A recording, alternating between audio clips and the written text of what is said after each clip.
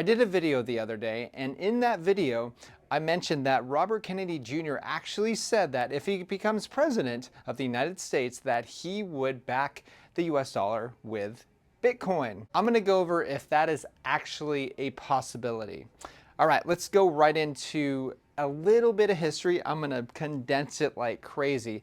The beginning of the Federal Reserve, keep in mind, I've studied this for decades now, all right? The Federal Reserve.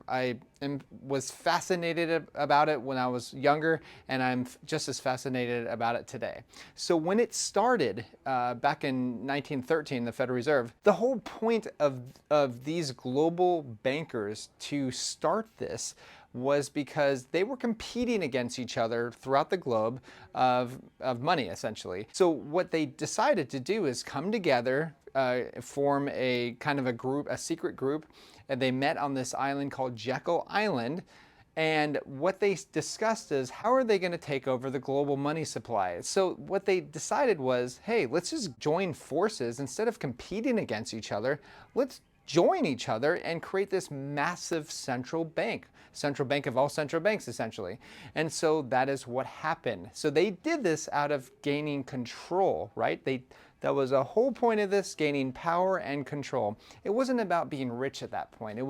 They were already filthy rich. It was literally about power. Once you have enough money, it becomes like, okay, how much power can I get now? So now that you know that, when we hear things like from Robert Kennedy Jr.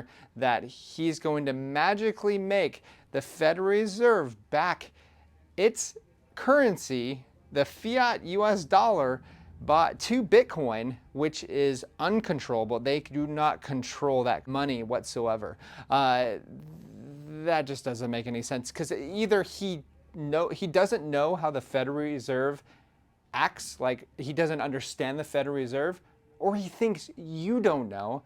And you know, we know politicians, they're willing to just say whatever they can to get elected. And also, you know, who also thinks this is nonsense is somebody that you should respect in this space. His name is Eric Voorhees. He's an OG in this space. He's been around a lot longer than pretty much every single YouTuber out there, including me. He says the dollar cannot be backed by Bitcoin any more than it can be backed by gold. An asset with unlimited supply can not be pegged to an asset with constrained supply, right? And here is one of the, there's some comments in here, which is really interesting. This guy says, it can, but will it be continuously and to some extent predictably diluted? And he said, and Eric Voorhees says, then what's the point? And there's another one that says, it used to be until 1970s. He's talking about backing, the US dollar was backed by gold until 1971, when Nixon took the US off the gold standard. Eric Voorhees says, kind of proves the point, doesn't it? Now keep in mind, here's just my last point here, is that the Federal Reserve couldn't even stand backing the US dollar with gold, because even though they backed it partially, it still wasn't enough for their greed and power to go ahead and keep it on the gold standard. They had to get rid of it because actually they didn't own all the gold in the world, right?